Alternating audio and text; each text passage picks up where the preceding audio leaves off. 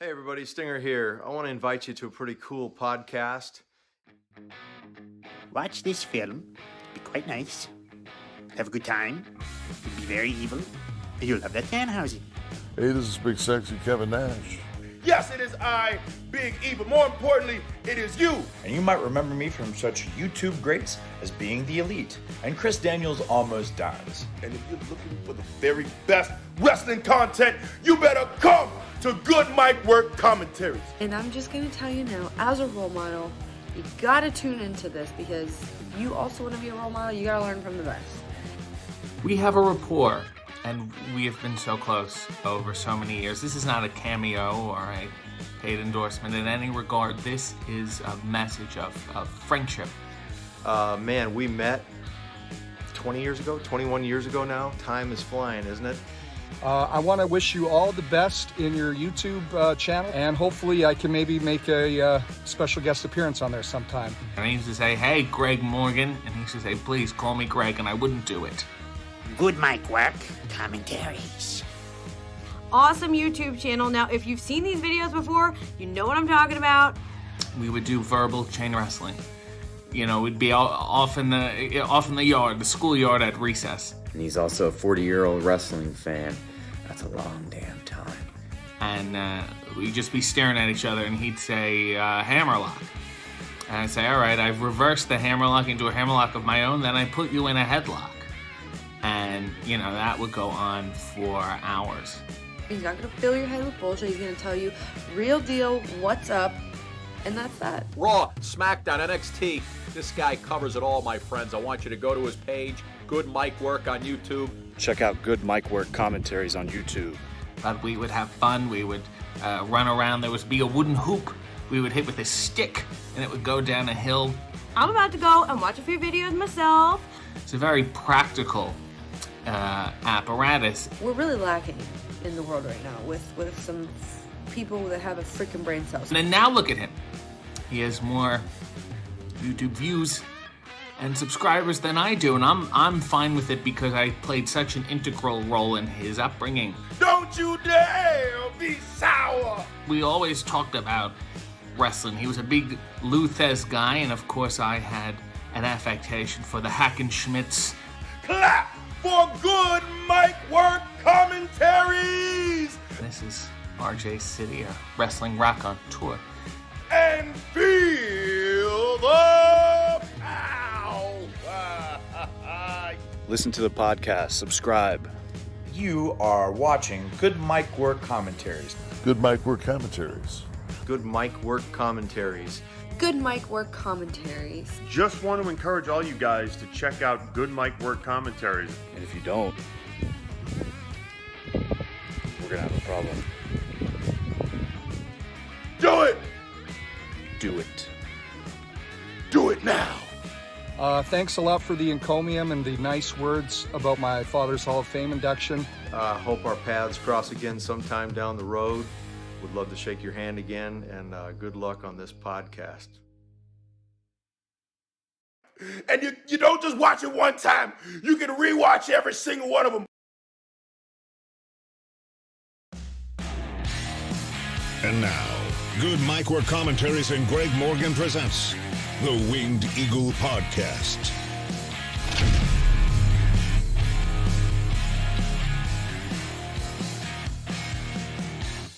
Happy weekend and happy Saturday once again. What's going on, everybody? Welcome to your May 15th, 2021 edition of the Winged Eagle Podcast. Greg Morgan back at you with a loaded, stacked episode. We have fun news, interesting news, sad news, lots of speculation, predictions, all sorts of stuff to get into this week. And, of course, you're going to get me 3 straight days in a row here because tomorrow we got a pay-per-view. WrestleMania Backlash is tomorrow. We'll predict that entire pay-per-view card here at the end. And I'll be up here for a full show review tomorrow night after the show. And then we'll be up here on Monday for the Raw review. So it's a whole lot of me, and I'm ready to talk some wrestling because it's been a busy week for me in my personal life at work. And I'm really ready to unwind this weekend and hang out with you guys and chill out, even though right after after this podcast, I do have to go to work. After that, I'm off for a couple days, get to relax and get back to wrestling. So I'm excited about that. But it will be a loaded episode. Should be about a 2-hour show this afternoon. I appreciate all you guys that were already here waiting for me in the chat. I'll be sure to say hello to you guys in a second. Knock out any super chats that are here. Shout out the patrons, and we'll get ready to rock and roll. In this episode, what we're going to be talking about first, obviously, is going to be the wrestling news, because we had some very sad news to report that happened yesterday with the passing of New Jack, aka Jerome Young. He passed away at age 58, so we'll talk about that here in a minute. Very sad news to hear. Zelina Vega is heading back to the WWE. That was another big news topic this week that was pretty much dominating the headlines. I have a lot to say about that. There are some...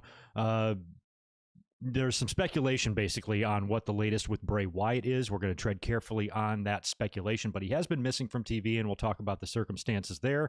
We'll talk about a potential roster shakeup in WWE SummerSlam location, more potential rumors and problems between Cody Rhodes in the Elite, and oh my God, we'll talk the Cody promo on Dynamite. Here's a quick question for the chat right away. What was the more cringy promo? Natty and Tamina last night or Cody on Wednesday? Holy shit. We'll be talking about that. We're going to talk a little bit of Dark Side of the Ring and A&E documentaries as well.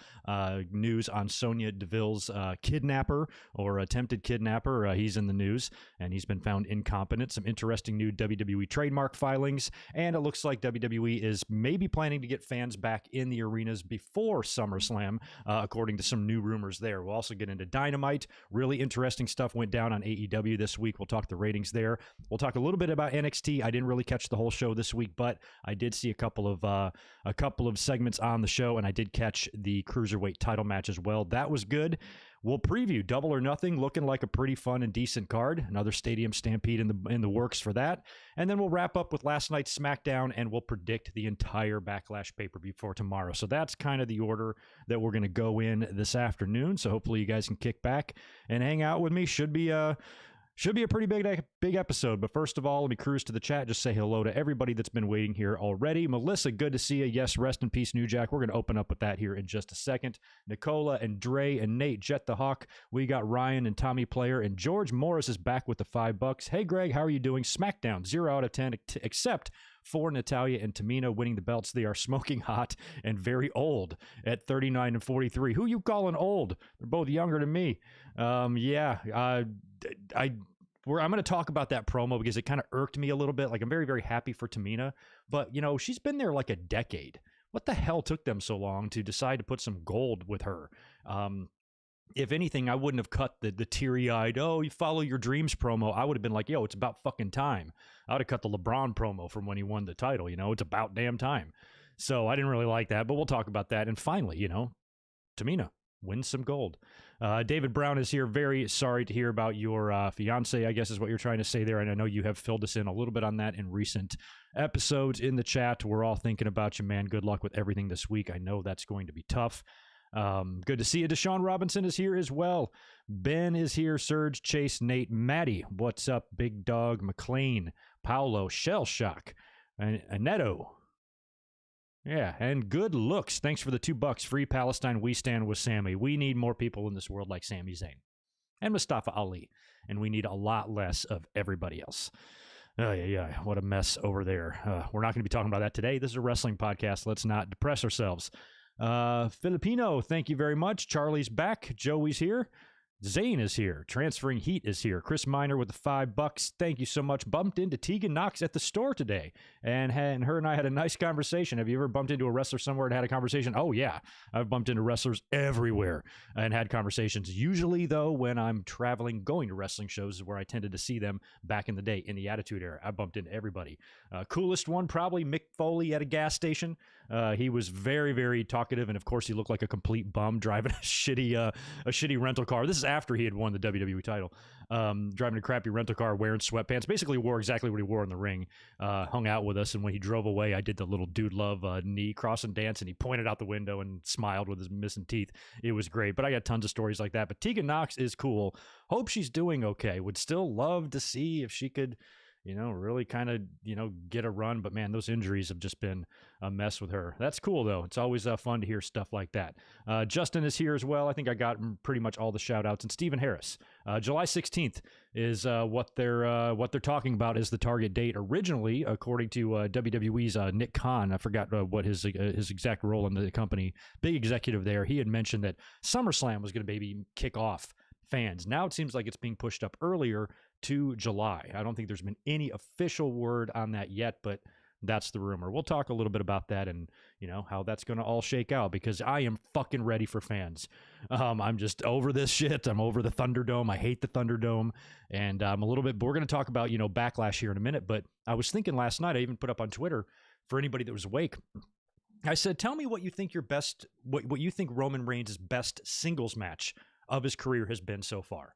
I'm just curious, because I have a terrible memory, and I know some of his good ones. The one that came up in my head immediately was Fastlane with Daniel Bryan in 2015, but I wasn't sure if like AJ Styles or Seth Rollins or Owens or Samoa Joe, if anybody really gave that match for a run for its money. But a lot of people mentioned AJ Styles and Roman from Extreme Rules, the Daniel Bryan match, of course, and a few others. But I was kind of wanted to get those matches in my head because I wanted to see how it would compare to Roman Reigns and Cesaro tomorrow.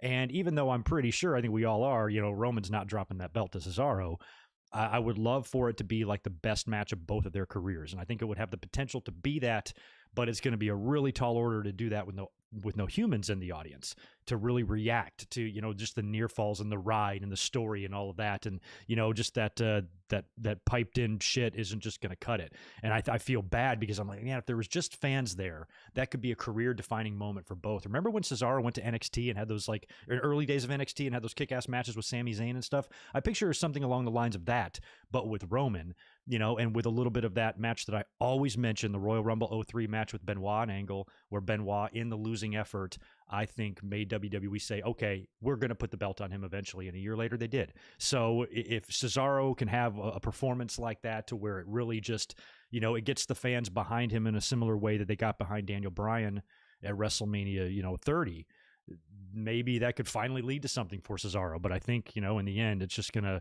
not be as special as it could be because of the limitations of Thunderdome and how TV is produced right now. But anyway, I was just kind of thinking about that for tomorrow because I'm like, these two guys have a chance to really make a memorable match here. Maybe the last good memorable thing we see in the Thunderdome before it takes off in a couple of months. But anyway, we'll be getting into all that here in just a second. Let me do a quick shout out on all the patrons and the current subscribers on the Patreon page. Thank you very much.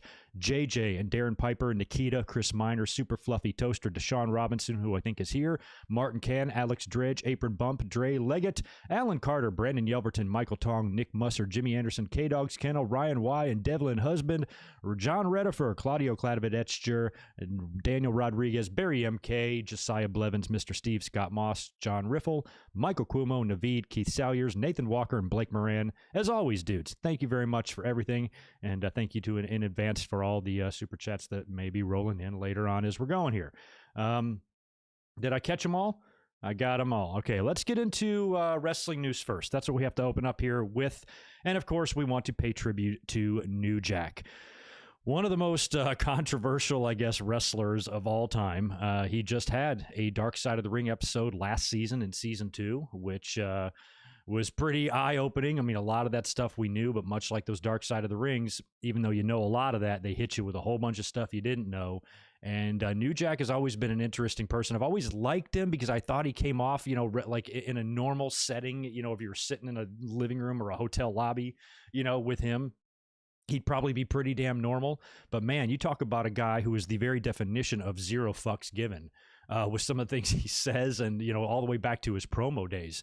This is a guy that thanked once on the mic, thanked O.J. Simpson for killing 2 white people. He was gnarly. So he definitely has a spot in wrestling history all to his own. There's never really been anyone like him. And this is a guy that, really became popular in the thick of the hardcore, crazy hardcore wrestling. And even with as much of that blood and guts that was going on around that time, he still stood out above them. Where everybody else was kind of mixed in. Okay, just the hardcore wrestlers. Yeah, the Ravens and the Sandmans and the Tommy Dreamers. They're all the same to me.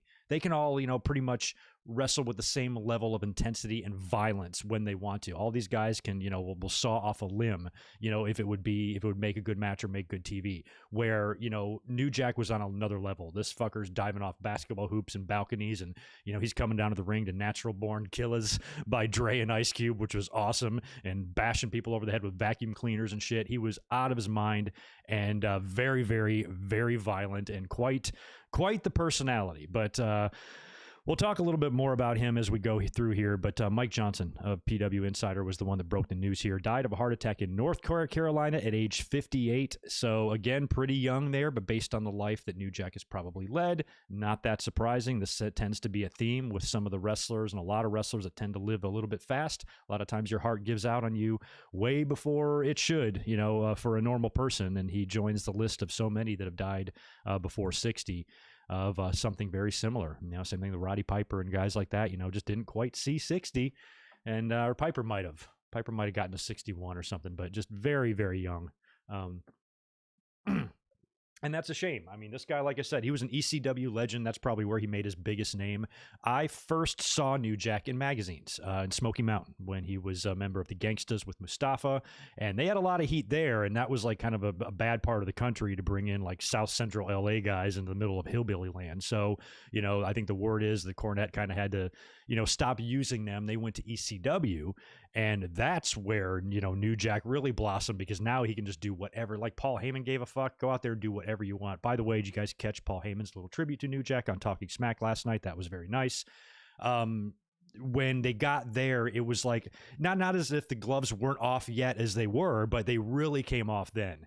And I just love the presentation. I love that back then you could just play music and stuff. And I started watching a little bit of ECW, getting tapes of ECW, seeing a little bit more of New Jack, and then, really got to know him better when, they started on pay-per-view and ECW became a little bit more visible. But the way they would come out there to Ice Cube and Dre, that song would play while he's in the ring with the shopping cart, with the staple guns, with the vacuum cleaners, with the microwaves, the kitchen sinks, the VCRs, whatever you can think of. He's just beating the hell out of everybody, and cheese graters, and it just got very, very bloody and very, very violent all the time in ECW whenever he would do that stuff. So, he made his name there alone just with that stuff. But then there was like the outside of the ring stuff. There is the stabbing. There, of course, is the mass transit incident, which, was a huge deal because ironically, I remember so well, April 13th, 1997, Barely Legal, ECW, week before Revenge of the Taker in your house.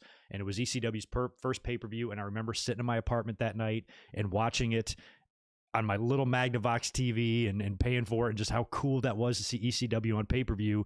That was actually supposed to take place like way back in December or maybe even November of the previous year. But the cable companies pulled it after that whole incident when New Jack just cut that kid's head all to shit. And he was a minor, and, and all that stuff that went on. And as in the, following years, anytime New Jack would be asked about this incident, and I'm pretty sure if I remember right, even in Dark Side of the Ring, he does not give a shit, feels zero remorse. The kid passed away like 20 years ago, like 2002 or something like that. I think New Jack even made fun of him when he died. I mean, New Jack literally is a different type of person. He just said whatever the fuck he wanted to say. And sometimes he was controversial. Sometimes he was offensive. Sometimes he came off as an asshole. And sometimes he came off as a pretty charming, laid-back guy. So there's a lot of layers there to New Jack. He was a big part of Beyond the Mat. He was one of the big subject pieces there with Jake Roberts and Mick Foley and, the guys from the developmental crew and New Jack. And they talked all about him there. So he was a big part of that. And he had a Dark Side of the Ring. So even though this guy never, because WWE, I'm surprised WCW didn't bring him in. I almost thought that they might, but those companies didn't want to touch him. I'm not sure if he would pass their, physicals or wellness shit anyway. Although Sandman did. So if Sandman did, I suppose anybody could. But they just really never wanted to touch him, either company. But even though he never worked for either, he still made a name for himself where most people, wrestling fans of that era knew who New Jack was, if from nothing else, just from word of mouth or magazines or things like that. So he was a pretty recognizable guy in the 90s there, especially during the thick of that ECW run. And I'd classify him as a legend. Would I put him in the Hall of Fame? Honestly, probably not. But he made his mark, though, for sure. And there was a lot of New Jack, a lot about New Jack that I liked. And as a fan, you got to remember, back in the Attitude Era, back in the 90s, during all this stuff and the ECW, I was prime age for this. I was early 20s. That's right where you want to be. I was like late teens, early 20s during ECW's heyday there. And that was the perfect age. I marked out when that music started playing and New Jack came out. And I'm like, oh, it's on now, boys, and he's coming out there just beating the shit. I loved that. It was crazy. As a wrestling fan who, grew up loving and idolizing Bret Hart and stuff, it's weird to mark out for somebody, bashing somebody in the head with a staple gun. But, back then it was what we liked, and it was awesome. And New Jack was the fucking man. So anyway, rest in peace, New Jack, gone too soon. Condolences out to his friends and his family. Got any crazy New Jack memories or opinions, share them in the chat here. He definitely was real, and he was very mean. This dude, I wouldn't want to be crossing him, but he was just different. Like I said, you can't compare him to too many people, and that's what was interesting about him, because there's not a whole lot of wrestlers like that. There's some, but there's not a whole lot of wrestlers that are so different than everybody else that there's literally like no one like him. To where he was thriving in the middle of a very hardcore era in wrestling and still managed to stand out even from them. And that's a sense of accomplishment, I suppose, for New Jack. And he made a name and made himself some money. So anyway, it's a shame that it ended so soon for him, but based on his life, based on his wrestling career, based on everything that's happened, it's kind of fitting that that's how he went out. So we wish the family and friends the best here at Good Mic Work, and rest in peace, New Jack. Up until New Jack's passing, the biggest story of the week was the return of Zelina Vega to the WWE, or apparently she's returning to the WWE. Now, Fightful Select broke this story a few days ago. I think it was midweek, might have been Wednesday. I can't remember even when this was. That she was spotted at the Performance Center filming some content with The Rock's daughter, Simone Johnson. And the word is, based on their sources and who they talked to, that she is back with the company. She was there to film something for being back. And apparently her return has been in the works for a few months, for a while. So this was actually planned. She was released, if you guys remember, for all that stuff that happened back in November, for her refusing to cease her third-party involvements with Twitch and all this stuff. And, she even tried to form a union, and she fought back hard on that, and they released her basically as a way, I think, as we talked about back then, to kind of send a message saying you must comply with this or we will let you go. We're not scared to release you. Although that was a little bit silly, because some people have got to know they're untouchable. I truly feel if AJ Styles did not want to relinquish his shit, he wouldn't have had to. Fine, release me, motherfuckers. Release me. I'll go down to AEW. The earth's flat. I'll drive there real fast. I'll get there real fast. Just release me. I don't care. So they kind of did that to send a message, but that made everything really weird for Aleister Black. And now we've seen vignettes for his return on SmackDown, but we've all been worried that when he does return, because of the situation with his wife and because of everything that happened there and the potential heat, this isn't going to do him any favors. This is a guy that WWE has already failed miserably with to capitalize on and make a big player out of. There is no reason why this guy should not be contending for the title on either show. No reason. And so now that he's back, I'm like, okay, great, he's back, he's reading the book, and he's going to show back up, but what's it really going to mean? Yeah, he's heel Aleister Black, and he wears glasses now, and he's smart or something. Is it going to translate into a better push? Knowing WWE, probably not. So Zelina coming back is actually a good indicator there that maybe things have been resolved between all parties. Maybe there's a contract extension. Maybe Aleister is now going to stick around and, they're going to actually do something with him, and Zelina is back too. Maybe they pair them up. Maybe they pair her with someone else. Maybe whatever she was filming with Simone, I don't know. Maybe she's going to be recruiting a female faction, and she's going to be the leader of that faction because Simone is young.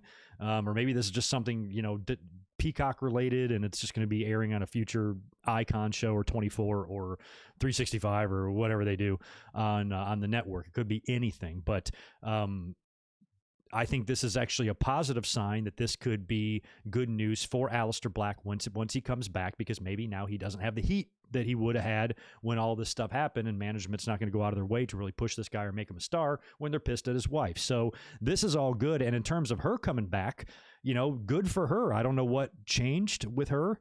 She has not streamed in a while. Apparently, it's been over a month since she streamed on YouTube, and I think it's been a while on Twitch as well. So she hasn't really been around doing that, and that seemed to be very important to her and something that she was not willing to get rid of. And now she's kind of scaled back on that a bit and seems to be going back to the company. So why is she going back to the company is what a lot of fans wanted to know. And who knows, this might be her saying, maybe she got a little taste. She got a few months of being home and doing the Twitch thing and realized that as much as she loves it, she'd still rather be there. And, or whatever, maybe, when she was released, things always blow over. There's a lot of people throughout the years. You can think of countless. I can think of Hacksaw Jim Duggan, Iron Sheik, Marty Jannetty, Matt Hardy, so many people, Daniel Bryan, Emma, that are released and then kind of brought back shortly after. So this might be a deal where, they just needed time to cool off or whatever. So, and maybe they wanted her back. Maybe they didn't want her to go to AEW. They thought they could use her and they could just talk to her or get her, settle all this. They can bring her back. But what was interesting this week is like how many fans were really, really upset with her about going back, judging her, telling her her decision is the wrong one. This is the one that got me, calling her time in WWE an abusive relationship. Somebody paying you six figures. Based on how she's pushed and treated in the company, I wouldn't call that abusive because WWE abuses everybody. There's plenty of people that they treat like shit there. And they issued a mandate, or they issued, this statement saying that you had to cease all your third party, shit, or you basically can't work here. She chose to not work here. That's really not, I don't agree with WWE's stance on that. I think it's a little bit over controlling, and it does piss me off to a very, very, very large degree, but I certainly wouldn't call it abusive. Zelina Vega made very good money in WWE up until the time of her release. She was in kind of a little mini program there with Asuka. She got a title match at a pay-per-view, correct? So it's not like they were doing shit with her. And even when, on the thing with Andrade stopped and everything, they kept finding things for her to do and to be involved in. So I certainly don't think she was abused. I think WWE are complete assholes for what they do with that. And I don't blame the talent at all who pulled back or stood up for themselves at all. I'm actually admire that, but at the same time, you don't know what goes into this. Who the fuck are you to tell her that her personal decision is the wrong one? You don't know shit about the situation. All you know is that she went back to the PC to film something. You don't know the details. You don't know the conversations that took place. You don't know where her mindset is at. You don't know where Vince's or WWE's mindset is at. You don't know what the conversations have been between now and November, or since now and November, or what the feeling towards Aleister Black is, or anything. You don't know dick. You know a pile of dick. And you're going to go online and criticize her? It's people like that who will never understand what it's like to make serious money or to really be successful, because, and the decisions that can accompany that and that can go along with that, and the things that you have to think of for yourself, for your family. Can Zelina have opportunities other places? Sure, she could probably go to AEW if she wanted to. But what if Aleister Black, her husband's in WWE? But you don't know them. You're gonna judge the way she wants to handle her relationship too. They might be a couple that don't want to be separated, especially with WWE about to go back on the road. AEW will probably do the same soon as well. You're in two different companies. I know that there are couples that do exist there, but some couples might not want to do that. And, it might be Zelina might want to stay with her husband so she can be with him on the road or whatever. It could be a situation about money. Maybe Zelina did weigh her options, because the fans are acting like, oh, she made a dumb decision and she didn't go to AEW. You don't think she's thought about that? You don't think she's thought that through her head? And she might have decided in her head that at the end of the day, it's better for me to be in WWE, whether it's for financial reasons or being close to Aleister Black, or you just prefer to be there, or maybe you've, just don't see quite as much in AEW. Who knows what went on in her head? But these are her calls. This is her decision to make, not yours. And everybody, I know Twitter and wrestling Twitter especially is extremely judgmental. So I expect nothing less from them. Of course, they're going to be judgmental pricks about this. But don't sit there and assume that when you don't know anything. To say that, oh, you're going to go back to an abusive relationship. You can't, you don't have the right to say that because you don't know that's true. You're just shit just flying out of your mouths. And the heat that she got from, I swear, it felt like 90% of wrestling Twitter. It was like me and like 3 other people. They were like, yo, let the girl make her own choice. Everybody else getting up around, oh, they made the stupidest decision going back to WWE. That company drives me crazy, and I hate them sometimes as much as anybody does. But man, to sit there when you're sitting there,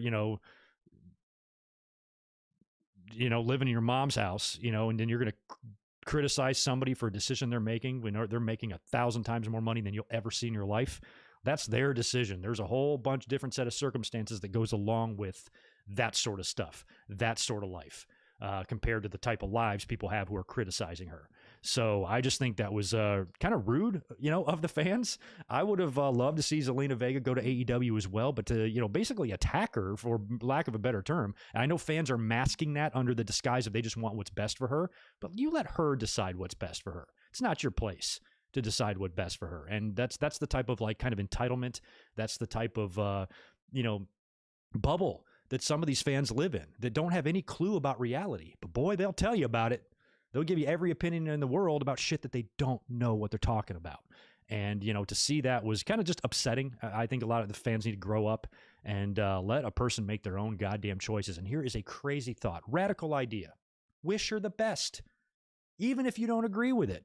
I wish you the best. I'm kind of worried for you, Zelina, but I really hope for your sake that it all works out. And say, boy, you're gonna admit it's the wrong one, right? God, fans are assholes. Such assholes. I don't know what it is in wrestling fans' DNA. It's just asshole is just written in the fucking code. Oh my God, y'all, sometimes. So anyway, we don't do that on this channel. Zelina Vega, we wish you the best. Welcome back to WWE, and I hope everything works out swimmingly for you and Aleister Black. Knock on fucking wood. Speaking of other kind of controversial topics, we've got a Bray Wyatt absence. He has not been on TV really since WrestleMania. I would have sworn I saw a Funhouse segment on SmackDown since then. Maybe not. Maybe that's in my imaginations. But he hasn't been around, and there was some rumors as to why that was. And somebody pointed out, I didn't even know this. I didn't catch this on WrestleMania. That match was night one, correct? I forgot when it was. But after the fact, when we were doing the WrestleMania review that night, people were mentioning in the chat, good mic work, did you see the Fiend's Brody Lee tribute? And I didn't. And I remember saying, I'm like, no, I didn't even see what he did. I'll have to check that out. Completely forgot until this news or these rumors of Bray Wyatt came out, and I saw a clip on Twitter, and I didn't even know he did the little thing. I didn't even notice that at WrestleMania. I found this out yesterday. So this whole time I missed that very, very cool John Huber tribute by Bray Wyatt at WrestleMania. Now, there has been some talk about his absence, and I don't know where this rumor came from, but apparently some people thought that it might have to do with maybe a mental health issue or maybe a depression or something like that. And apparently he has been very deeply affected by the passing of Brody Lee. That was his very close friend. And we know Brody had a lot of close friends in wrestling who probably feel terrible about that. And that was one of the rumors circulating around. But the more important thing here is Bray Wyatt is not around. It's really not our business what his mental situation is. But if he is having any trouble there, we really, really, really wish him the best. Now, Fightful Select kind of followed up on some of these rumors. And I'll read you the report that popped up in my email yesterday. And I quote, "We had multiple talent on the WWE roster saying that they've seen him in a handful of times, and he seemed fine and not injured, and was backstage at more than one episode of Raw since WrestleMania, though hasn't been in the last couple of weeks. Talent that we spoke with and staff that has worked closely with him recently believe that Wyatt wants to be on TV and has also not heard of any specific reason Wyatt was off television." So, nobody's really talking about those rumors, don't know where they started, and it's kind of irresponsible to go on, YouTube and start talking about, somebody else's mental health. All we want to do is just wish Bray Wyatt the best, whatever's going on there. It might turn out to be something as simple as WWE hasn't figured out where to go with him yet in the storyline, and they're just, he's just simmering. But I think he should be on TV, and I'm still kind of confused and concerned, or not concerned, but confused and curious if there's still going to be any sort of connection with him and Alexa Bliss going forward storyline wise or not too. So Bray Wyatt is currently not on TV. Nobody knows why, but if there is something more serious going on with him on a personal level, we just want him to know we love him. We got his back. Bray Wyatt's awesome. And when it comes to, anything like that, take as much time as you need. Please, and get back to TV soon. We need the Fiend to be doing something. SummerSlam's coming up. I'm going to go knock out some more supers and answer some questions here in the chat as soon as we talk about these last couple of tidbits of news. There was also a WrestleVotes tweet a couple of days ago that I wanted to read to you, because whenever they have a tweet, it's usually something newsworthy or noteworthy.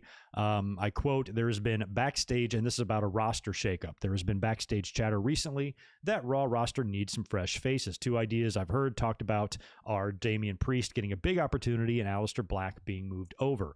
Orton and AJ having tag team roles have left the top a bit weak." That's true. So Orton and AJ both in tag teams right now will probably wind up wrestling each other for these tag belts. It's looking like kind of leaves the top a little bit weak with, Strowman and Drew kind of in the mix at the same time. So if Lashley does win tomorrow and he retains, Damian Priest could be, he's a babyface with a lot of momentum right now. And I was kind of thinking maybe Miz would get his win back in the Lumberjack match tomorrow, but probably not. They should probably keep Damian Priest's momentum going. And if he wraps up business with the Miz, puts him down tomorrow, then they do some shit on Raw where he wins another match and becomes number one contender. They could do that maybe for Money in the Bank, But I've always maintained that the shows are stale, especially Raw, not necessarily because of the talent. There's no reason why some of these wrestlers can't be over. It's just the booking of everything. It's just the way they structure the show, and it's just the same nonsense. So much copy and paste, so much redundant nonsense. It's, shaking up the rosters only provides you, I think, with that quick momentary little fix to where, it's exciting for a week because you got a couple new faces there, but, within 2 or 3 weeks, it's right back to same old, same old. So I don't think that roster shakeups are the answer. And WWE does this every time. Every time shit starts getting bad, they start moving talent around. I'm like, keep the talent where you are, just book it better. It shouldn't be this hard. So there may be, a little bit of talent swapping going on here in the next couple of weeks. We'll see.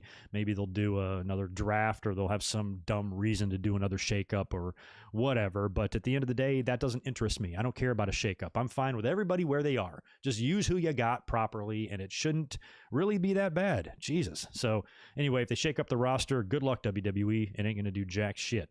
More rumors. We talked about this last week. Wade Keller this week speculated and elaborated a little bit more on these potential elite issues and rumors behind the scenes with Cody and the Bucks and Omega. And it seems like if you watch TV, they seem to exist in completely separate, sides of the company. They don't intermix. You never see them backstage. Cody never mentions them in promos. Omega never mentions Cody. They seem to be operating completely independent of one another and doing their own thing. And oh my God, we're going to talk about Cody's ridiculous promo on Wednesday, which I can't tell is funny or what the fuck's going on there. But it's kind of interesting because this, Wade was speculating that there is one game-changing name, he says, according to him, that could be hesitant and is hesitant of joining the company, maybe due to this reason that, maybe the honeymoon now is over and now you have four wrestlers who are executives in the company. And we talked a bit about this way back when AEW started. What does happen if the eventual day comes where you start getting some heat or executives start not getting along, and then you have people in a position of power butting heads, which of course will trickle down and affect the entire product of what we see on TV. And what's going to happen when that happens? It might be happening already if these rumors are to be believed. I don't know what the issue there is or whatever, but it does not seem like they are as maybe stable as they once were. Tony Khan is the one in charge here. So as the Vince of AEW, he, hopefully will be the one to recognize this. And if there is an issue, he nips it in the bud. And somebody's going to have to go, or we're going to have to change up or restructure or something. But this cannot continue if it, turns out to be an actual problem. So I don't know. There might not be any issues at all, but some of the, some of the signs are pointing to there might be some issues there. So we'll keep we'll keep our eye on that and see if anything new comes up of Cody and the Elite. But there might be a little bit of dissension in AEW land behind the scenes, and that can be expected. That was a big problem too in WCW and other companies that didn't have a Vince.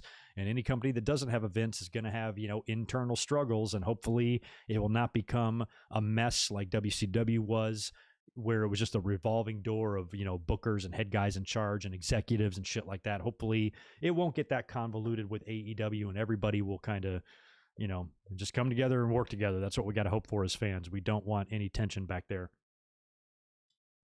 But apparently, there might be some. Unfortunately, I have not seen the Nick Gage Dark Side of the Ring yet. I had planned to try to watch that before I came up here to do the podcast. I've not gotten around to it. It's been a very busy week, but I will catch that this week, and we'll have another one coming up here. I did, however, or another one coming up next week, so I'll have to catch up the Nick Gage one, and you guys were telling me how crazy it was, and I'll be interested to see it. That's for sure, but I got to catch up on that this week. I did, however, catch last Sunday's Booker T A&E documentary or biography, and that was really good. I really love his story. Just interesting story, the way he grew up, in the no parents and kind of the no direction for a while, those robberies, the jail time, turning his life around, realizing that he's a big athletic motherfucker and joining in and getting into pro wrestling with his brother, and just a wonderful kind of story. It wasn't supposed to kind of go that way for him. Someone, that has the type of upbringing and life and early life that Booker T did and had. He's not supposed to be a multimillionaire living at large, and having A&E bios on him. And he's not supposed to have an inspiring story, but he did. And I love Booker T. I think his story is amazing, but, it's not without its trials and tribulations, and it's not without its struggles as well. His son is in jail, for some of the same mistakes that he made, which is a shame. So it was a good documentary. I think it was better than the Randy Savage one, who a lot of people feel just did not represent him very well, especially that second half and everything that was said there. This one was much better. I enjoyed thoroughly the Booker T story. Might even be my favorite one so far, because Austin, we already knew. Everything they gave us in the Austin one was stuff that we already kind of knew, just told it in a different way. Savage was tough to watch a little bit. So far, the Booker T one, I think, is the best, I guess, because we haven't seen endless documentaries on Booker T from WWE, where we've seen a lot on Austin, we've seen a lot on Savage, and we've seen a lot on Shawn Michaels, and I believe he's the one that is on tomorrow after Backlash. So his will be interesting as well to kind of rehear that. But again, we're going to know a lot about, his life and, the problems in the 90s and the screw job, and then, him being saved and found and sobering up and all that stuff. So they're going to rehash a lot of that. So that will be interesting to watch tomorrow. But so far, I think Booker T's in the lead for the ones that I've liked the best there. We've got some news on Sonya's attempted kidnapper, the piece of shit that came into her house while her and Mandy Rose were there last summer. Philip Thomas is his name. He has been found by the courts incompetent to stand trial. So he will not go to trial and be sent to jail for the rest of his pathetic fucking life. Instead, they're going to transfer this dickball to a Florida mental hospital where hopefully he will just live a life of craziness forever, and they never let him out. So that's a shame, but I mean, he's deranged, and I'm just glad that it didn't escalate, and I'm glad that he wasn't able to get closer to them, and because that's just so scary. I swear, what did he have on him? He looks like such a little wormy piece of shit too, and I don't think if I remember the police report correctly, I could be wrong, I don't believe he had a gun.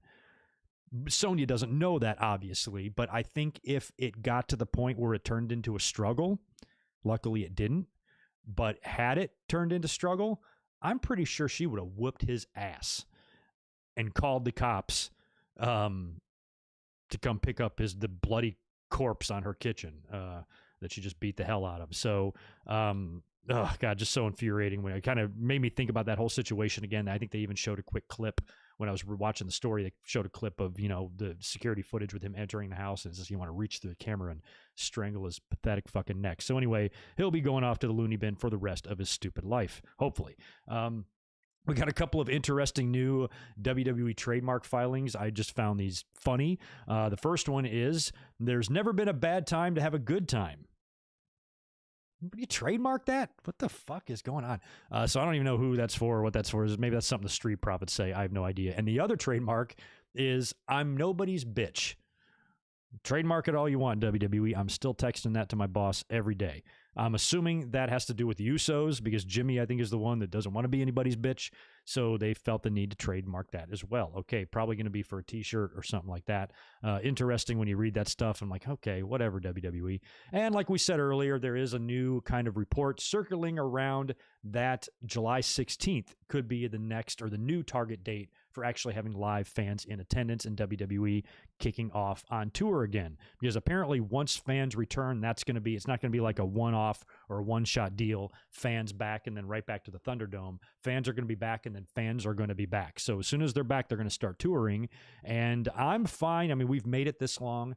I was actually fine with the first report that we heard that SummerSlam could be the kickoff of this. WrestleMania kind of gave you that back in business feel, but SummerSlam would really be it, and kick off the touring schedule there. But if they want to get a month head start on this and start the fans back and maybe, get everybody kind of acclimated to going to, performing in front of an audience again and before you get to SummerSlam, maybe is what their feeling is here. Or maybe this is also a reaction to what AEW is doing, because Double or Nothing is going to be at full capacity and Daly's Place will be more full. And eventually they're going to go on the road as well. So WWE might want to get fans back since AEW is starting it, and they're going to start it pretty much sooner than WWE will at Double or Nothing. So excuse me, we'll keep our eye on that too. Maybe we'll get some news on that soon, and July 16th will actually be confirmed as the date, because I didn't see anything, but I also haven't looked since yesterday, so I could be wrong on something.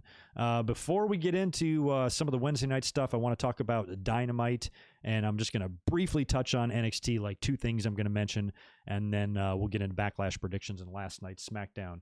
But let me cruise back. Oh, yeah, the Piper one. I forgot about Piper. That was good.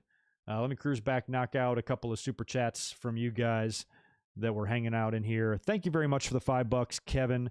What's currently going on with Bray Wyatt is proof fans can't just assume everything bad booking, as there may be more behind it. Yeah, that's what we just talked about. It could be just be something as simple as WWE saying, we don't even know what to really do with him. Let's wait till Money in the Bank or something. Maybe they have a plan for him and they're just kind of keeping him off. I mean, the Fiend is mysterious, so if he disappears for a while, it's not that weird.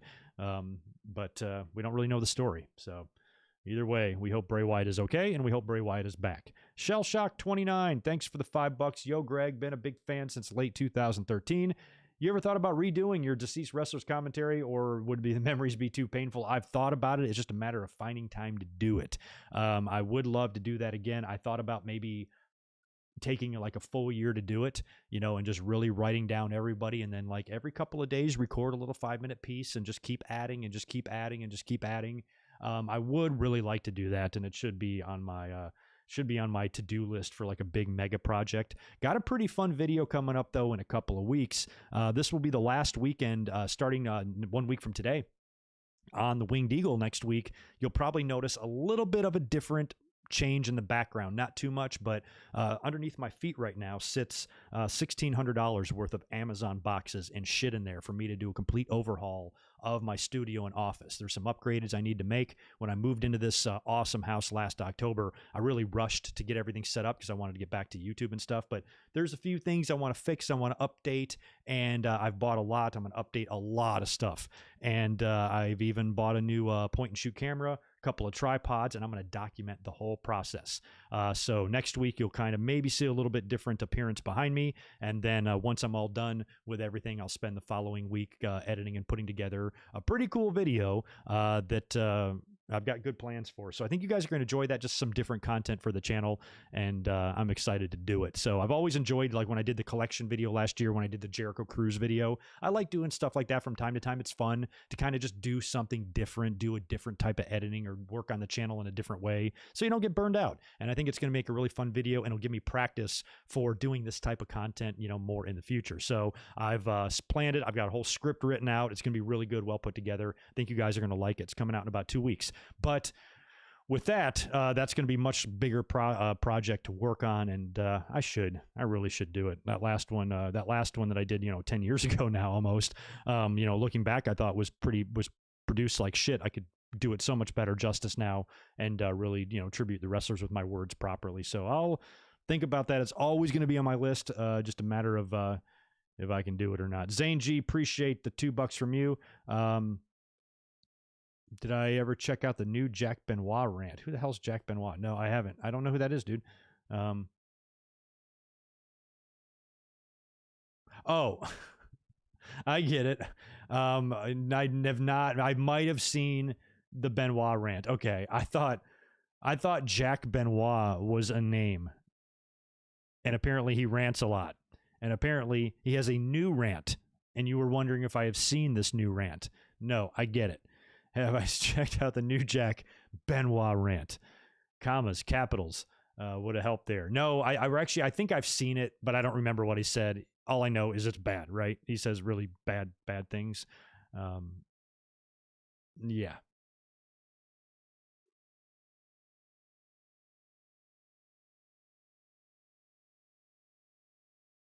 Oh, yeah. Thanks, John, for the comments there. The watch-alongs have been fun. We'll be doing one a week from tomorrow, trying to decide. I think we might lean towards a WCW one. But then in June, we're going to do Money in the Bank 2011 for sure, because it's the 10-year anniversary of that. So there are more watch-alongs to come.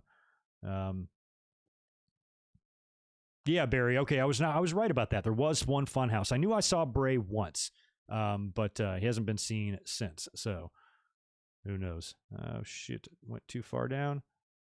One more, and then we'll get back to what we're talking about here. Rude Killer 17. Thanks so much, dude, for the $5. Got to restart from the beginning because I'm now getting off work. Any updates heard on Keith Lee? No, I have. Keith Lee's been absent from my podcast notes for like the past 4 weeks. Haven't even brought him up. Haven't heard shit about him. Haven't been looking for anything on him. Haven't searched for it or done any research. If I searched around, I could probably find a story or two on what the status of him is, but nothing that I've seen as of late. All I know is them not using him. If he's fine and he's completely healthy and there's nothing wrong with him, and there's no reason why he shouldn't be on TV. This is a pretty infuriating thing that we just got done talking about a story, how WWE's thinking about shaking up their roster because Raw is weak at the top. Well, what the fuck are you doing with Keith Lee? So maybe there's something more to it there. But from some of the tweets that we've seen Keith send out, kind of seems like he's ready. And he's a little bit frustrated. And I don't blame him because, I mean, at this point, I would have rather just had him stay in NXT where he was and had a little bit more of a run with the title instead of ending it so quick and sending him up to the main roster to be destroyed. But yeah, don't know where Keith Lee is and just really hope he comes back soon because Keith Lee is awesome. New Jack for Warrior Award. That's kind of funny. Why don't you guys send that to WWE? And could you imagine the Warrior Award going to New Jack? Oh my God, what would it be for? For his great lessons on blading or whatever? I don't know. That's pretty hilarious. Anyway, let's get into a little bit of AEW here because I thought this Wednesday show was pretty loaded with some pretty significant stuff taking place on it. Although it wasn't, there was a couple, head scratching things, but for the most part, we got a good setup for Double or Nothing, and we just had interesting things on the show. In the ratings this week, AEW was just under 1,936,000. That's not bad. What I've noticed since the move to Tuesdays for NXT is that AEW and NXT have stayed relatively in the same neighborhood for the ratings. NXT is in that 600,000 to 700,000 range. AEW is in that 9 million to 1.1 million range. It's always been in there every week. That's pretty consistent. And even though, yes, they dropped under 1 million viewers here, it's not like a drastic drop or anything like that. It was, maybe they wanted better, coming off Blood and Guts or whatever. But for the most part, this is a pretty stable rating and, not much to unpack about it there. But the show was loaded with a lot of good stuff, including the advertised United States title match with Jon Moxley actually defending the IWGP US title against Yuji Nagata, a Japanese legend who came in to do this match. Moxley came out to Wild Thing, which was awesome. I think, does he come out to that in New Japan? I think he might. And that right there is just like why Tony Khan is so cool. And they pay for the Jungle Boy song and, a couple of other things. Meanwhile, you go over to Peacock and WWE is dubbing over Don't Go Messing with a Country Boy and Ravishing Rick Rude's theme and some of their own damn themes they won't even play just because it's going to cost them money for the royalties or the rights or whatever. It's such bullshit. And, wrestling theme music now is so generic and, nothing stands out. So the fact that AEW is not scared to use actual songs is pretty good. It's pretty awesome. We saw how great it was for CM Punk with Cult of Personality. So Mox coming out, I think it's just for this one match to Wild thing, was pretty cool. Extremely physical match. I think Excalibur just had a blast calling this thing, and a very a very Japanese style match, hard hitting, brutal, super physical, and a respectful match between two warriors. Nagata's a legend. He's very old, and Mox understands that from his character perspective, and in the end he does beat him with the paradigm shift, and you get the little show of respect at the end. So that was all cool, and everybody just had rave reviews about the opener of Dynamite. I wasn't home to see this live. I wish I was watching it live when it was happening, because I was kind of eyeballing my phone, and they're like, this is great, this is fucking awesome. So that's very cool. These are things that you're never going to see on Raw and SmackDown, which is pretty much what I've been preaching the whole time about AEW. I'm like, what you got to do is give us something we don't see on that other show. Because when you start just doing a different version of what you see on the other show, then, that's when the other show kicks your ass, which is what happened to TNA. So the fact that they're doing stuff and they're going places and they're opening doors, forbidden doors, that WWE seemingly will never open, I think is what helps them set themselves apart from WWE to being an actual kind of like alternative pro wrestling show. Yes, they are going to have some similar elements, but they're going to do stuff that you'd never see in WWE, which is great. We saw that with, I talked about this a few weeks back with the Thunder Rosa and Britt Baker match. I'm like, that's awesome. Their women's division is inferior talent-wise to WWE. It's getting better, but still it's nothing compared to WWE, but you won't see a match like this in WWE with Britt Baker out there bleeding buckets, having a WrestleMania 13 Stone Cold level performance out there. WWE won't give their women that opportunity. Even if they put them in Hell in a Cell, it ain't going to be a bloody bloodbath like that. So they're giving us stuff we don't get in the other company. That's good. This match was a perfect example of that, and I loved it. The Young Bucks defending the AEW tag team titles against SCU was a great match with a great story. Of course, the belts are on the line here if SCU does not win the titles, and basically they set the stipulation up for themselves a couple of months back now, I think, where the next time they lost, just like Ric Flair said, and they had the Ric Flair retirement reference in this match, just like Ric Flair said when he retired, the next time I lose, I will retire. SCU has basically done the same thing here. The next time they lose, they will disband as a tag team. And of course, there's the the former friendship there with the Bucks and SCU makes this so fitting. With Christopher Daniels saying, you're not the Bucks I knew, and it's breaks my heart that we have to get in there and fight with you under these circumstances and shit like that. So the Bucks are setting out to end these guys, and the match was very good, but it kind of it went south early because Daniels got busted open above his eye, just bleeding buckets. So that was kind of the story here. He was taken out with the blood, and he just had blood all over him. But eventually, got back in there, kept fighting, fighting hard. He was kicking out of everything. And the spot they did with from WrestleMania 28 was great. Daniels is on his knees. He's got blood all over his face, and Matt is in the corner, and he goes, "I'm sorry, I love you," and hits him with the super kick, goes down to pin him, but Daniels kicks out of that. So he just kept kicking out of everything. Daniels fights back, hits the greatest moonsault after botching it the first time, goes up and hits it properly the second time. Matt then sprays him in the eyes with the cold spray, and Don Callis, who was on commentary, saying he's just trying to stop the bleeding, which was fucking hilarious. Then a super kick takes out Kazarian. He hits Daniels with... I guess it's a super kick. I think he hits Daniels with a super kick for a kick out, which felt like it was... Oh, no, he hit him with a can. I thought I misspelled that. It says it hits Daniels with can. I'm like, what the fuck does that mean? With the can of cold spray. Hits Daniels with the can there. You think that is the finish. He kicks out again, but by now Matt and Nick are both in there. Kaz is taken out. Daniels is on his knees. Boom, BTE trigger to Daniels for the win. Bucks retain, and that is the end of the SCU team, or the tag team there, which is very sad. Now, they kind of fucked up, I guess, the embrace at the end. They cut away to the back to show whatever was going on with Moxley and Kingston in the locker room or whatever, and they cut away during, like, Kaz and Daniels having that hug. I mean, Daniels is a 25-year veteran, whatever he is. I mean, he's 50 years old. He's had a hell of a run. This should be a big moment for these two guys, and I kind of thought they pulled it off awkwardly, but they did show us the replay. Good moment there between the two, and kind of sad. I mean, you knew this day was coming because as soon as they made that stipulation, I'm like, okay, that's going to be it. But what are they going to do? Are they just doing this to break them up? Or is Daniels thinking about hanging it up? About an hour or two after the match, he tweeted, "This might be it." I can understand that. He's had a heck of a career, but based on his performance here in this match, if he wants to wrestle, he certainly can. I think he's got a lot of gas left in the tank, but if this was what Daniels wanted as his last match, I think he can be pretty satisfied with that because it's going to be memorable. Just the blood factor, the titles on the line, fighting your former friends, going out, fighting, going down swinging, like a warrior with blood all over his face. If that is his last match, if I'm in Daniel's shoes, I know everybody wants, the greatest possible, final match ever.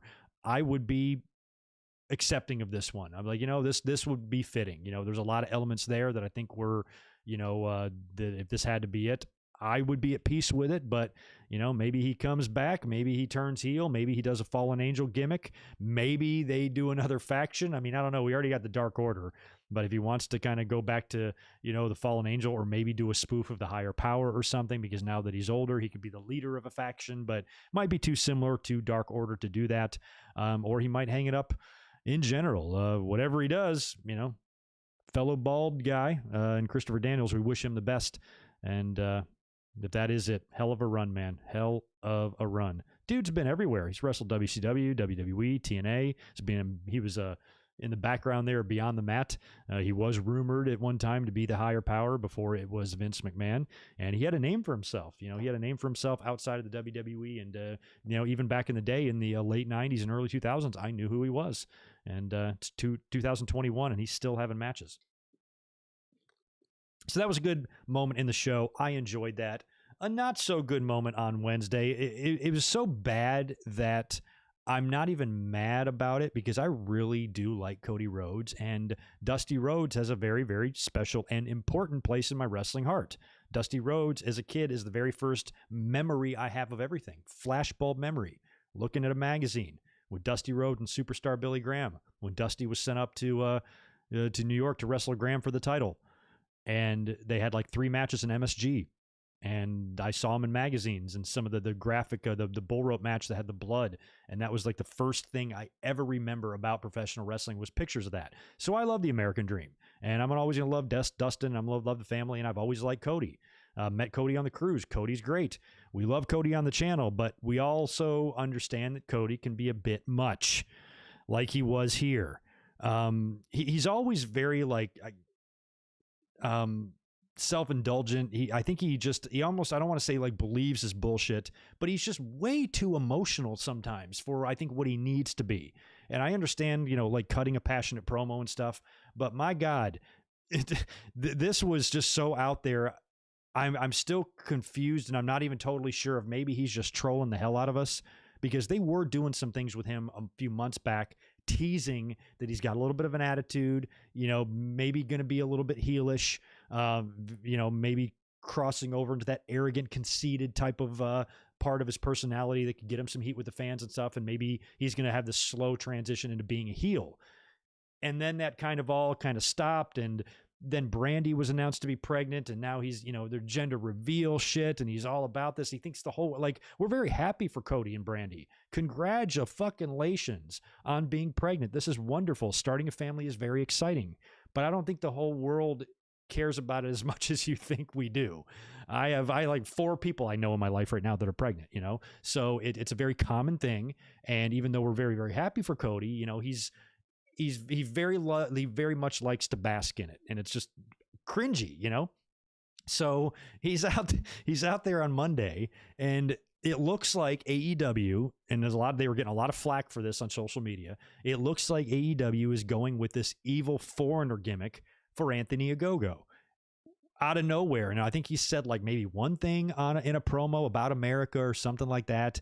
They just kind of felt like in this promo, they just went there all of a sudden, like, whoa, where the hell did that come from? Because you knew they were setting up for Cody and Ogogo. Maybe they were going to use Cody to help launch Ogogo. This is a guy with a legit background and potentially could be a huge homegrown star for AEW. So when he first, nailed Cody like that, I'm like, oh, how cool would that be if this guy's first big win, is putting down someone like Cody? You've made yourself a star here. So I felt at first that's what they were going with this.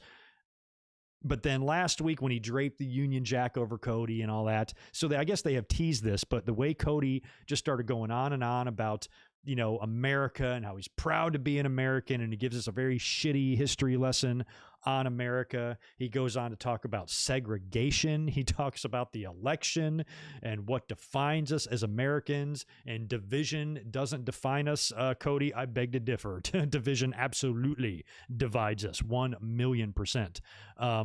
And he talks about how, there was, segregation in the same state that he's going to have, a beautiful white and beautiful black baby and all. And he's just going on. And it's like, okay, all this is great, but in this promo and where it was felt out of place. And then he's crying. And I'm like, and the fans seem to be, at least the live audience seemed to be eating it up a little bit, but when you're watching them, like, is he serious right now? It was just, my God, it was the definition of just cringe. So I think it was just way over the top, and I'm hoping that hoping Cody is just way cooler than this. And I'm hoping that Cody is saying, I'm going to troll the shit out of the fans and make them think I am the sappiest motherfucker that's ever lived, and then I'm going to turn around and punch them right in the gut.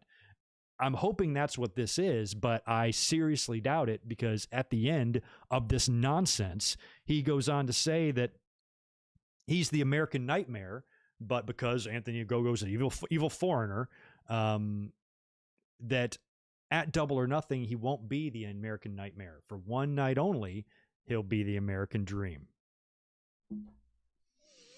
So Cody's winning. There you go. 100%. He's not going to take the name of his father for one night. Remember how emotional he was when he won the NWA title, and that was a big moment for him when he beat Nick Aldis, and that was very cool and everything. You think for 1 second he's going to go in there and lose to this guy now, so that's kind of a bummer, because I think Cody could put this guy over and still be Cody. Cody could lose to Ogogo and still down the line easily win the AEW title. This does not knock him down, too far. Even in the power rankings, he'll get back, might even get a win back down the road or whatever. And maybe it's going to be reversed now. Maybe he'll beat Ogogo first. They'll do a rematch and Ogogo will beat him later. But now that he's decided to be the American Dream, I'd like to be really happy about this, because I love the American Dream, but this promo just came off I didn't like it. And, I guess because I'm just not that proud to be. I haven't been that proud to be an American in the last 4 years. I don't know, but to me, the promo was extremely over the top, and he makes things so overly important, and I don't know. I just can't describe it, but I'm glad. If it was like any other match or scenario, like if he didn't cut this whole promo and he just came out there one week and he's in a feud with whoever the fuck, and he goes, hey, at our pay-per-view match, I'm going to be the American Dream, I would have been like, that's kind of cool. He should do that as a tribute to his dad. Might be fun. It'll be fun for the fans. I wish he could come out to his WWF theme. That would be pretty funny. But like that alone, I think is very nice and is going to be cool, especially for someone like me who's a big Dusty fan. But the whole promo was just, God, it was so bad. So anyway, we love you, Cody, but bro, let's just ease back on a little bit of this, because it's ridiculous. We've got the AEW title match set up for Double or Nothing. They set that up on Wednesday as well. Cassidy was supposed to take on Pac, or Orange Cassidy was supposed to take on Pac to determine who faces Kenny Omega at Double or Nothing. But a few minutes into the match, Pac just power bombs Orange Cassidy through the concrete floor down to hell. Just folded him up crazy. He seems to be injured. He can't get up right away, and Callis comes storming out there, and he goes, come on, get up. Kenny Omega wants to find out who he's going to face at Double or Nothing. In the end, neither guy, Callis is out there saying all this shit, distracting the ref. Kenny Omega comes in from behind and nails Pac with the belt and then slides out. So neither guy can answer the 10 count here, so they call for the bell, and that's when Tony Schiavone comes out and informs Don Callis and Kenny Omega that Tony and Khan informed him that at Double or Nothing, Kenny Omega would now have to defend the AEW title against both. So he'll be defending the title against Cassidy and Pac at Double or Nothing. That should be a good match. Not expecting Kenny to drop it, but it should still be a really good match. So that's set now for Double or Nothing. Another match that's set for Double or Nothing is the return of the Stadium Stampede. Fuck yeah. They do the Inner Circle coronation on Wednesday. MJF's out there in a fucking crown. He looked like Baron Corbin took a shit. and the rest of the Pinnacle is out there. They all say some words. They all brag and how great they are, and MJF, how he took Jericho's spot. Then the cart, the weird fucking thing, pulls up, and it's the members of the Inner Circle, the ones that are not injured or in jail. Sami Zayn is out there, and they're basically asking the Pinnacle for a rematch. They're declining. No. Why would you want a rematch? Santana's in jail, or I forgot which one's in jail. Jericho's injured or whatever. You don't want none of us. You're short-handed. And then Jericho appears from the back. He's got this big brace on his arm. Apparently, he might have been legit injured in that bump last week. And he demands, or he asks again for a rematch. MJF still says no.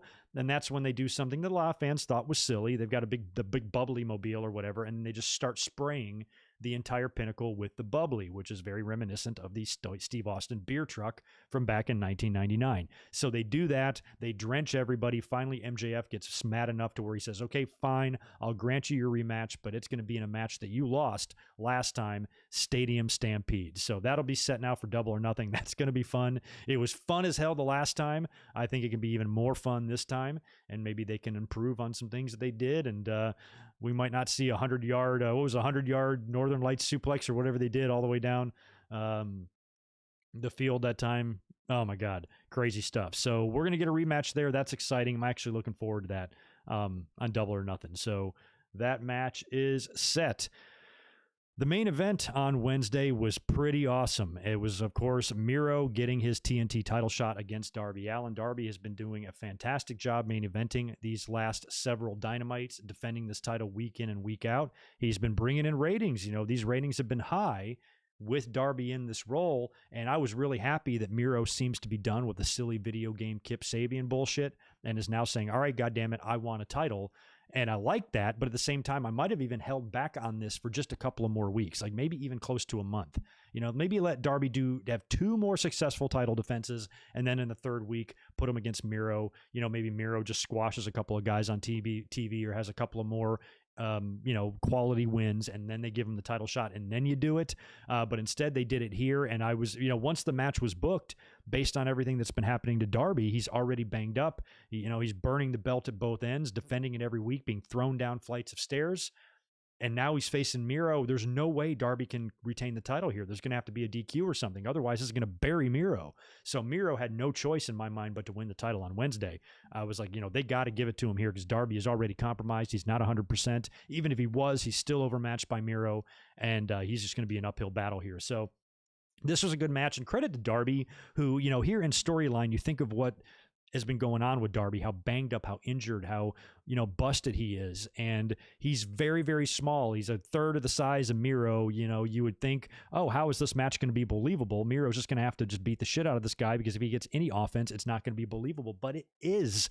Darby, a lot like Jeff Hardy, can make his offense seem plausible to where, yes, he is massively outweighed by this guy, but he is a kamikaze. That suicide dive was my spot of the week. I've never in my life seen a suicide dive like that.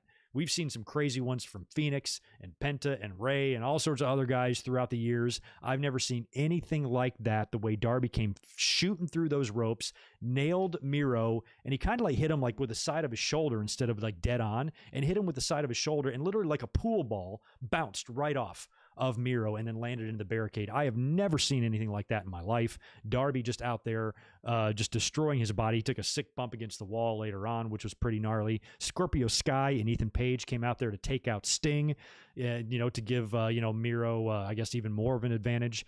And Darby, continues with the offense. He hits a couple of stunners on Miro, even has him on the ropes a little bit.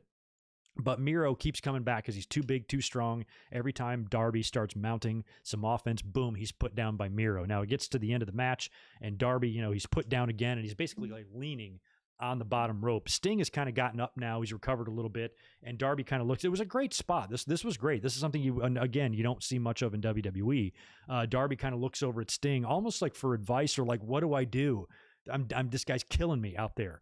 It was like Daniel LaRusso in Karate Kid 3 fighting Mike Barnes. He's looking at Miyagi. He's like, I'm fucked. So Darby's looking at Sting, and Sting says something to him, and he basically just do what you can, man. Just keep fighting. Even if you have to go down, you can't win every match, and maybe this isn't your night or whatever, and basically just says, get up, and if it's going to happen and you have to get beat, then you have to go in there and get beat. It's all part of life. And so Darby gets up, fights back a little bit more. Eventually, Miro catches him, accolade, just really wrenches back hard. That was it immediately. As soon as he pulled back, you knew Darby was tapping. That was it. And Miro is your new TNT champion. I think this is the right call. I would have maybe been fine with pushing this match back a couple more weeks, in the future. But once the match happened, it had to be Miro 100%. I'm glad it was. And I'm glad that he's done with that nonsense. After the match, or the video game stuff. After the match, Dark Order ran out there and Lance Archer. And Lance Archer and Miro kind of had a little stare down. Lance Archer said, I'm coming for you. So does look like Archer will be next in line for the TNT Championship, which would be an interesting match. Two big guys. I'd much rather see Miro in there with Darby Allin, because Miro, he wasn't able to have any matches like this really in WWE. He might have faced Rey Mysterio a couple times. I don't remember, and hell, maybe even a Jeff Hardy.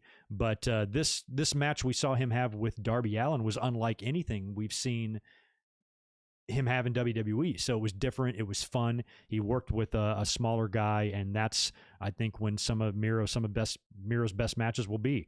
Now, I want to see him have a little bit of a healthy run here. It doesn't look like the TNT title is going to be a belt that they're going to keep on guys for years or anything like that, because the title has changed hands quite a bit. But if Lance Archer is going to be Miro's immediate challenger, I'm hoping that Miro can put him down. Maybe that's something else they want to do for Miro, is establish him as someone who can beat someone big. So far, he's just beat the shit out of Kip Sabian, and I think in Orange Cassidy maybe a couple times, right? He went after him, and now Darby Allin. He needs to put down someone large. Maybe that's the point of the eventual match with Lance Archer. We'll have to see.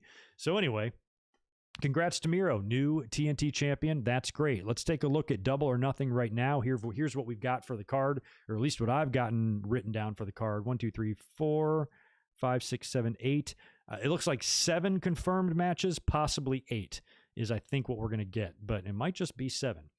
Double or Nothing, of course, is going to be ran at full capacity. That is going to be on May 30th, which is 2 weeks from tomorrow, I believe. So tomorrow, Backlash review. Following Sunday, watch along. Sunday after that, Double or Nothing review. That's the schedule here on the channel. Of course, at the top, we've got Kenny Omega defending the AEW title against Pac and Orange Cassidy in a triple threat. We've got the Inner Circle and the Pinnacle facing each other in a Stadium Stampede match, Stadium Stampede 2. That's going to be a lot of fun. We've got Britt Baker challenging Hikaru Shida for the AEW Women's title. That is going to be my match there. Baker 100%. We got Page and Cage. Adam Page taking on Brian Cage in a rematch from that Dynamite match a couple weeks ago when Cage put him down clean. Think Hangman's going to get his victory back there. Of course, we've got Cody and the evil foreigner, Anthony Ogogo, but it's going to be the American Dream Cody Rhodes, which means the American Dream is going to fucking win. We also have the Casino Battle Royal. All I've seen for the combatants so far in this is Christian and Matt Sydal. And then the other 2 matches that are not necessarily announced are, it appears based on what we saw on Dynamite, unless I'm crazy, are they going with a Mox and Kingston and Bucks match, or Bucks feud? That's great. If Mox and Kingston get a title shot against the Bucks, they need to win. I want to see Mox and Kingston be tag team champions together. Fuck yeah. Put down the Bucks. That would be great. And also maybe Miro. Do they defend these titles on pay-per-views, right? Or is this just for TV since it's the TNT title? I don't know. But Miro might have a match at Double or Nothing, but most likely that shit might just be on Dynamite. So 6 to 8 matches somewhere in there for Double or Nothing is what we're looking at. But in a couple of weeks, we'll be up here to do predictions. And at least on paper, it looks good. Some people feel like it's a weaker Double or Nothing card. I think it might be just a touch weak at the title match. I love Pac and I love Orange Cassidy, and I like that they're getting a title shot on a pay-per-view main event. Might not even be the main event. The main event might be the Stadium Stampede, which is why they're going with maybe a lesser important title match here. And Omega, I think, has got to retain here. I think Pac beat him a while back when they first started, and Cassidy's been on a run, but this would be a strange place to take the belt off of Kenny. So he'll retain there. I feel like Inner Circle could get their win back against Pinnacle as well. I would love to see Mox and Kingston win the tags, and I definitely want to see Britt Baker win the title there. So if those two titles change hands, yeah, obviously Omega's probably going to retain. But I'm liking the way that the card's looking, especially with fans there. I can get into this. They can gladly have my $50 in a couple of weeks. So that's that. We'll wrap up just a couple of quick things about NXT. Then I will knock out these super chats from Spaz Phoenix and other people that might be in the chat. And then we will get into Backlash predictions. And then I'll get out of here because I've only got 40 minutes left before we got to wrap up the podcast here. I did not catch all of NXT this week. By the way, their ratings drew in a 697,000. So that's theirs. That's, again, right in line with where they've been and not too out of the ordinary there. The Karrion Kross over Austin Theory match was pretty fun to watch, setting that whole thing up, and Kross is going to be facing Balor very soon. I really like the Hit Row squad that Isaiah Swerve Scott is introduced as the big guy from the Treasure Show. They're cool. I've really liked Scott's presentation in the last few weeks. Like, they've really kind of upped his game a bit and changed him. I love like the style of promos and the way they were shot and all that. This guy's got charisma that I didn't know he had. So Hit Row looks like, it could have big potential to be a pretty fun little group in NXT. And of course, Kushida, did successfully defend the Cruiserweight title over Santos Escobar in that 2 out of 3 falls match. Solid episode of NXT, but like I said, busy week for me. I kind of had to take this week off from NXT other than just a quick 20-minute glance at the show. So that's all we're going to talk about NXT. We'll pick that up a little bit more detail next week. And last night's SmackDown, we're not going to talk too much about this because it's the go-home show to tomorrow's pay-per-view, and there's not much to really say there. But we do have to mention brand new women's tag team champions Natalya and Tamina defeated Nia Jax and Shayna Baszler to win the tag team titles last night. So that's good in a lot of ways because I hate the Nia Jax and Shayna Baszler team. And I really hope that this is the end of that pairing. I don't need to see them together as a tag team anymore. If they need to feud or whatever, or get one more rematch or whatever they have to do, just do it and get it over with. And give me back the Shayna Baszler that bites women's ears off and bleeds from the mouth. So none of this shit anymore. It's so pointless. Natty and Tamina win tag team titles. Normally, I think this would be great because I am big fans of second-generation wrestlers, and they're, daughters of pretty big names in the WWE. Jimmy Snuka, of course, is a scumbag, but, he still made a name for himself in the company. He's got a legendary name, and it's not Tamina's fault that he did what he did. And, of course, Jim Neidhart, love him. So, two women like this with their family legacy in wrestling and everything, it's good to see them get these opportunities. But to me, it came like way too long for Tamina. Natalya has had some batches of success with the title and the Divas title and the women's title and things like that. But, Tamina has been there a decade, maybe even longer, and they've never put any title on her. They've never given her any sort of a push. And after they won the match here, they cut the promo in the ring, and it was terrible. Like, these are the things I don't like. They seem so just inauthentic. Because like I was talking on Twitter with some fans last night about this, and somebody said they seem like their PSA announcements, where they have to, did you see Natalya attempting to cry?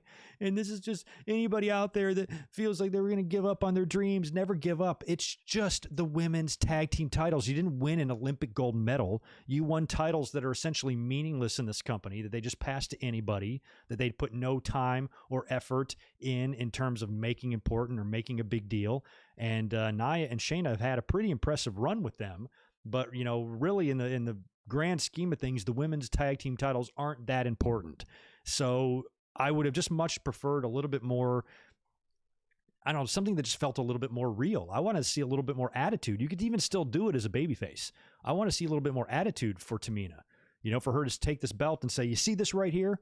Answer me this. What took this so long? For the two of us, to get these opportunities. This is only the beginning. I've waited too long, to finally get some opportunities here. And it's going to take, a hell of a team to pry these belts out of our hands.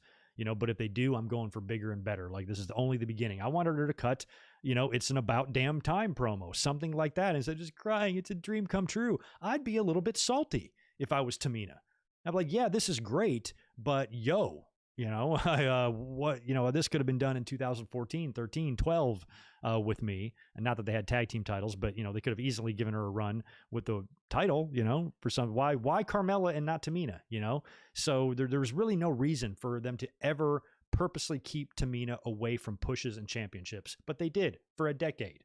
Now they're giving her a run with the women's tag team titles that's probably not even going to last that long. And she's acting, her and Tamina, or her and Natalya are acting like they won the main event of WrestleMania. Get the fuck out of here. So I just wish they would let these women cut promos really from the heart. I mean, Tamina did look legitimately emotional, but I almost just wish that it was just a little less sappy, just like Cody Rhodes. I'm like, oh, brother, God, get over yourselves. I just wish it had a little bit more of that, because if I was Tamina, I'd be a little bit upset that it took them this long to do anything with me. And this doesn't even mean that Tamina is now made it. She's going to be taken seriously now. No, they could drop these belts in a month and she could be right back to being absent from TV again. So literally, this means nothing. And I thought they were just a little bit too over the top with their celebration. Whatever. Not trying to be a cynic this week, but damn, I'm not wrong, right? I mean, that shit was ridiculous. People, this is Fox. You got people tuning in to this, who are non-wrestling fans saying, look at this girl trying to pretend to cry. It just looks bad. So stop being so shitty with everything. WWE, come on. Anyway, also, Cesaro looked very strong in this. He beat Jey Uso. I believe that was the main event. Jimmy was there at ringside as well, and he kind of, he was able to overcome those odds. Jimmy was very, very involved in the match, and Cesaro was able to dispose of him and knock off Jey Uso. And then Roman is kind of standing in the aisleway after the match. And after Cesaro is done with the Usos, he's like, come on. He's daring him. He's daring Roman to do something. Do something. Come on. Roman stands there, stares at him. Cesaro was booked to look very strong in this episode. And like I said, I think him and Roman are going to have a hell of a match tomorrow. It would be great if fans could be there, because I would really like this to be the best match in both of their careers. But like I said, going to be hard to do that with no fans in the Thunderdome. But either way, should be a good outing. Good match, I hope. And Roman probably going to retain. Also, next week, we've got an Intercontinental title match. These guys were all involved with each other last night as well. Apollo Crews is going to have to defend his Intercontinental title in a fatal four-way against Big E, Kevin Owens, and Sami Zayn. So that'll be next week on SmackDown. Probably, I don't think we'll see a title change there. Who knows? But Apollo hasn't had it very, very long. Big E and Owens are kind of now starting to not be as good of friends as they used to be. So I think they're setting themselves up here for a way for Apollo to escape this. Hey, if it was up to me, next week, I'm putting the belt on Sami Zayn, my favorite wrestler. By the way, the Sami Zayn t-shirts that were won in the contest a couple weeks back to benefit the Sammy for Syria Foundation, they came in the mail to me yesterday. So Dre and Colin, I'm dropping them in the mail to you on Monday. And you can put them on, dance with them, and tweet us a picture. That leaves us with Backlash tomorrow. Let's get into predictions for this. Doesn't look like it's going to be a terribly long show. We've got 1, 2, 3, 4, 5. I only have 6 matches written down. We're not doing kickoff shows these days, right? So I don't think there's going to be any match on that or anything they can really add. But here's what we've got. We've got Damian Priest taking on The Miz in a lumberjack match. Damian Priest. Last week, when this was set up and they made the announcement for the lumberjack match, I kind of thought in my head that maybe this could be a way for The Miz to get his win back, because The Miz, he won the WWE title, had it for 2 weeks, but ever since then, he's been Damian Priest and Bad Bunny's bitch, and he's done everything in the world, everything asked of him. Really, I'm actually defending The Miz here. He's done everything asked of him to put these guys over, get Bad Bunny over, get Damian Priest over, get him going. Maybe like they did with Sheamus, who did all that work to get over Lashley and Drew, they rewarded him with the United States title. Maybe they'll reward the Miz with a victory over Damian Priest in a lumberjack match where he can have all sorts of help. Maybe somebody can interfere on his behalf, beat down Damian Priest, allow the Miz to get the victory, and then Damian Priest can go off and feud with that person. But based on some of the reports we read earlier about maybe WWE wanting to shake up the roster a little bit and maybe give Damian Priest a big opportunity, if that's the case and they have bigger plans for Damian Priest, like possibly maybe even challenging Lashley at the next pay-per-view to not win, of course, but maybe to at least get the match, then I don't think he should lose. So based on that, I'm kind of changing my mind, and I think Damian Priest is going to continue his momentum and dispose of The Miz once and for all. We have Rey Mysterio and Dominic Mysterio challenging the Dirty Dogs for the SmackDown Tag Team titles. I'm going Rey and Dominic all the way here. I wish they would have given them this match at WrestleMania. That would have been the place to do it with fans. Might have been a nice little nod to Mysterio, give him something that would be important to him. Not that this won't be, but I think it would have been better if the moment happened, number one, in front of fans, and number two, at WrestleMania, not at WrestleMania Backlash in front of a video wall. So instead, they're getting the match here. I fully expect them to beat Rude and Ziggler and become father-son tag team champions for the first time in WWE. That could be so great. Just wish this moment they're going to get tomorrow would have happened at WrestleMania. Now, this also brings up an interesting thought, because now that Jimmy Uso is back, what I would do is I would have Rey and Dominic win the tag team titles tomorrow, but then drop them to the Usos some other down the line, couple weeks or whatever. Maybe not even, maybe the next pay-per-view or something, or maybe just on TV. Because I think that could accomplish a lot. Because Roman Reigns also, you got to think about, who is his opponents going to be this summer? Is he going to get another match with Cesaro? You kind of got Seth Rollins floating around. You got to start getting ideas for Roman Reigns for SummerSlam. And if it's not going to be a Drew McIntyre jumping ship to give us the Survivor Series rematch, it's definitely not going to be a champion versus champion match with Lashley. Unless Brock comes back and really shake things up and makes it interesting with him and Paul Heyman, that would be the match I would want for SummerSlam, Brock versus Roman. But if it can't be any of those, then who will Roman Reigns' opponent be? I think Seth Rollins could be a potential for that, because there's so much history there. Oh, we've already seen Seth Rollins and Roman Reigns. I'm telling you, Roman Reigns is a different person now. All those matches are wiped clean slate. Everybody is a new opponent now, no matter who he faces. So I'd be totally fine with Seth Rollins and Roman, because I think there could be some interesting, a lot of layers to that story with their history. But between now and then, Roman might have to face someone at Money in the Bank. Roman might have to face somebody at whatever the hell the July pay-per-view is. Hopefully it's not Great Balls of Fire. And he might need opponents there. So if Rey and Dominic win the tag team titles from Dirty Dogs tomorrow, and then later on the Usos beat them for it, that could also be done to lead to a match between Roman and Rey Mysterio. I think Roman and Rey Mysterio would be a fun match. Rey fought Brock last year, and Dominic was all involved in that too. And he was beating up both of them. So maybe Roman gets his hands on them.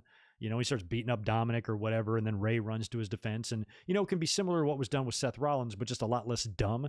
How they did the eye for the eye match last year or whatever it is. So, Rey could be a potential opponent for Roman just for shits and gigs between now and SummerSlam. So that could all be tied in here. That's another reason why I think Rey and Dominic should win the tag team titles tomorrow. So anyway, I'm picking them. We've got Bianca Belair defending the SmackDown Women's title against Bayley. As much as I love Bayley, Bianca was just launched in a tremendous way at WrestleMania. Her title run after WrestleMania has been a little bit flat so far. That's WWE's fault. That's just because of their shitty writing and the typical stuff they just do every week. Somebody comes out, talks shit, then they come out, and then their music hits, and they come out and talk shit, and sometimes there's a brawl, and it's just the same fucking shit. So that's all we're seeing here with Bianca and Bayley. Now, Bayley can make anything entertaining, but there's nothing here that's speaking to me of a title change. So Bianca, I think if they want to make her a star, a good way to do that is to beat Sasha Banks and Bayley in back-to-back pay-per-views, and I think Sasha Banks might make her presence known here too, possibly. I would really like to see her go heel. I would like to see Sasha and Bayley maybe team back up and form, that heel duo again to maybe target Bianca together. But then that just kind of brings up all the issues they've already had. But I think Bianca is going to be facing Sasha again soon, and maybe a Sasha with a different attitude. We'll see. The Raw Women's title is also on the line, with Rhea Ripley defending against Charlotte and Asuka in a triple threat match. Now, I'm hoping, as you're going to notice here, there ain't too many title changes, just that one. I think Rhea Ripley needs to retain here for the very same reasons that Bianca does. She just won the title. Let it breathe a bit before we just immediately throw it right back on Charlotte. If they do put the title on Charlotte tomorrow, I hope it's only because they want to give Rhea that victory back from last year's WrestleMania. So they put the belt on Charlotte. She can pin Asuka or something, and then Rhea can be pissed. Hey, you pinned Asuka. I want my title shot. And you give them a one-on-one match at the next pay-per-view, and Rhea wins it back. But I don't think you need to do all that. I would just have Rhea Ripley retain here. I don't care who she pins. Just have her retain. One thing I think is possible in this match, if WWE wants to keep Charlotte strong, is that we could see Alexa Bliss. She came out last week in that match that Asuka and Charlotte were both involved in and said that she's targeting one of the women in the ring. 2 of those women are in this match. So if Alexa shows up here, it could be a way for this match to end and Charlotte or Asuka starting a new program. I'm hoping it will be Charlotte. Charlotte, I think, will be interesting with Alexa Bliss. Charlotte's dynamic with the way Alexa Bliss is acting. With Asuka, Asuka's so spazzy and everything, I don't even know if she'd be truly fazed by Lily. She'd be like, ooh, Lily, let me play. You know, where Charlotte might be like, I don't want to fucking touch that doll. Asuka might be into it. So I think Charlotte might be a more fun opponent or program for Alexa Bliss, because Charlotte, you know, she's kind of a badass and she talks shit, and this might be a good way to kind of humble her too a little bit and kind of freak her out. You know, even Randy Orton got freaked out by Alexa Bliss. I think Charlotte definitely could, and I think she would be a more fun opponent. So if Alexa targets Charlotte, that can lead to the finish there or something. Maybe Rhea Ripley hits Charlotte with something, pins her, and that was all because of the interference by Alexa Bliss, and then boom, you got Charlotte and Alexa in a non-title program, but also a meaningful program in the women's division, and that's something we don't get a lot of. Usually it's just the title matches are at the top and everything underneath. There's no thought that's put into it at all. Where this could actually be a program that's goes somewhere, has peaks and valleys and twists and turns and different chapters and all of it, not for the title. Would be fine with that. And then maybe Alexa gets the best of Charlotte and Alexa Bliss then gets a title shot at SummerSlam. Could be.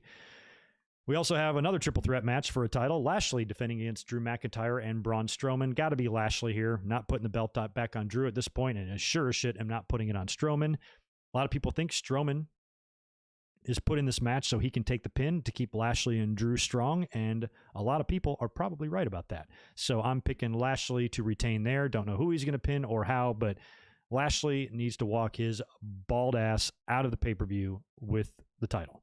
And, of course, Roman Reigns defending the Universal title against Cesaro. Like we said earlier, Roman Reigns all the way there. I think Cesaro is going to give him a hell of a match. I think Cesaro, just like Kevin Owens, is going to have Roman beat.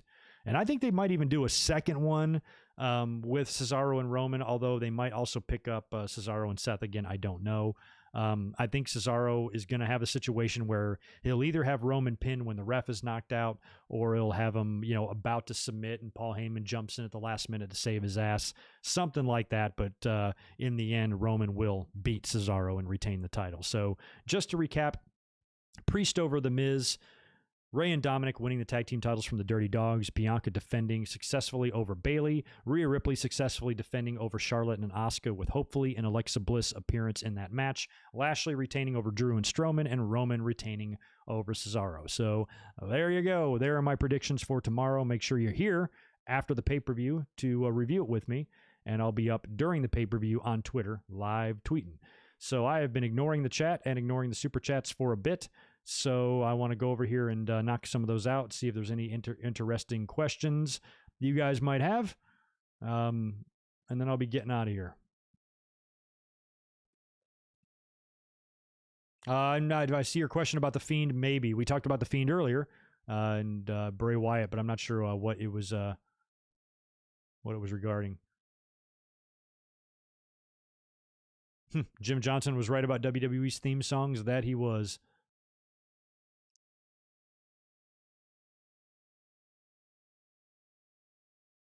Yeah, Cody, didn't he do the gender reveal like on Dynamite? I think I missed that week. I didn't even see it. I'm pretty sure he did a gender reveal on TV or something. Yeah. Gender reveal.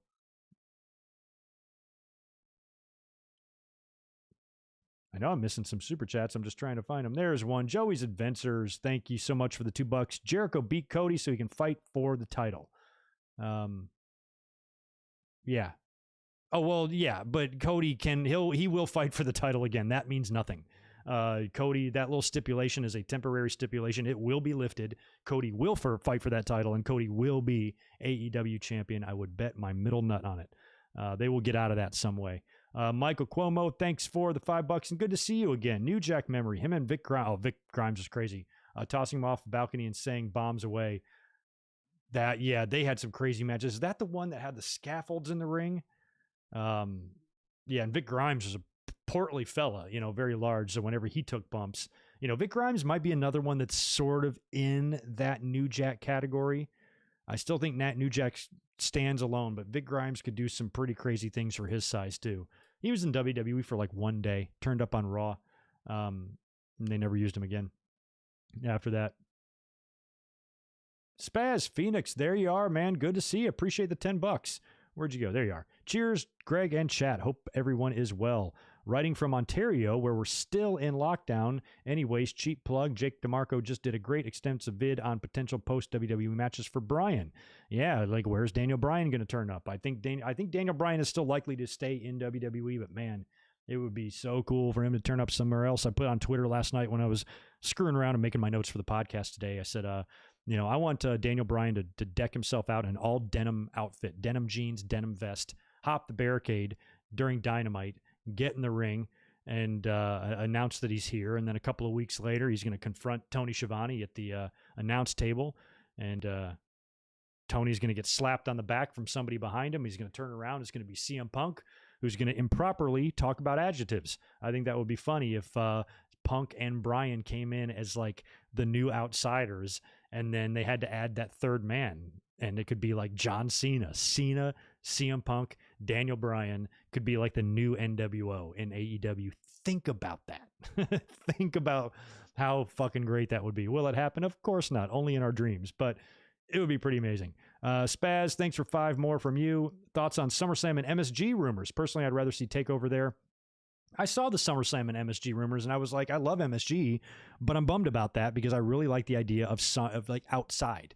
And the idea of Vegas, I think, would be really awesome for SummerSlam, but they might be moving it indoors, might be at MSG. That's an odd location right into the heart of the city there, and I don't know, with the, COVID still is a thing.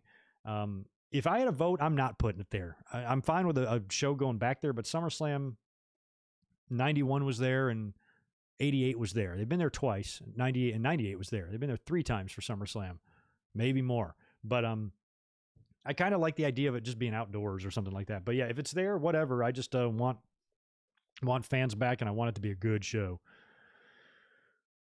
Good show is all I want. All right, did that catch all of them up? Oh yeah, that's right, Ryan.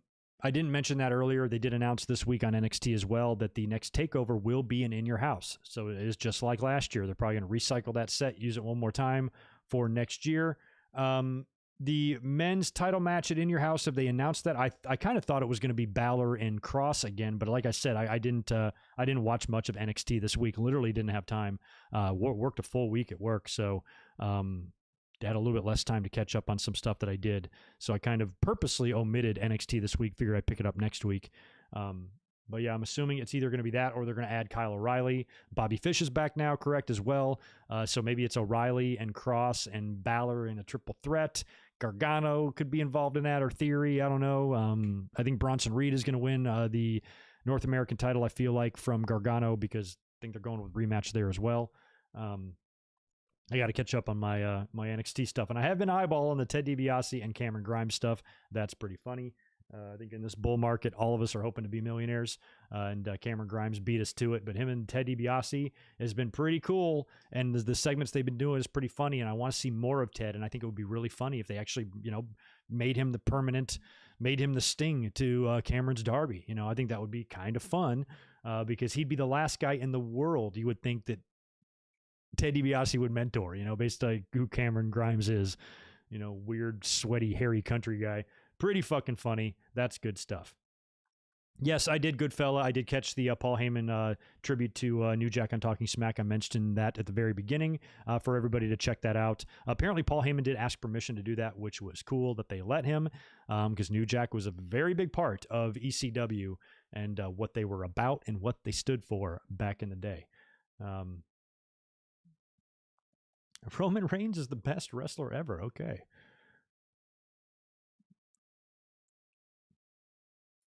Yeah, I'm assuming they're doing Money in the Bank. I'm assuming that they're keeping that, but if they bring back King of the Ring, they might do that too.